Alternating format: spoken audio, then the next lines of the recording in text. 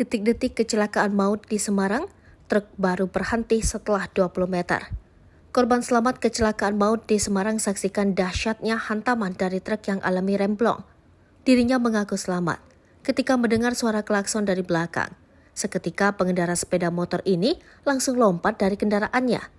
Dikutip dari Tribun Jateng, kecelakaan maut ini terjadi di jalur Semarang-Solo, tepatnya di persimpangan eksit tol Bawen, Kabupaten Semarang, pada Sabtu 23 September 2023 malam.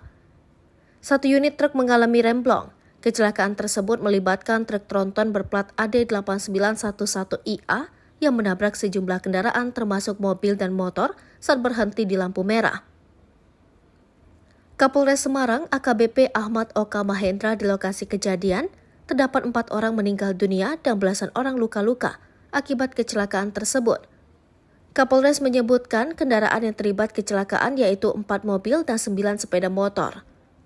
Untuk kronologi, truk tronton semula melaju dari arah Semarang menuju arah Salatiga.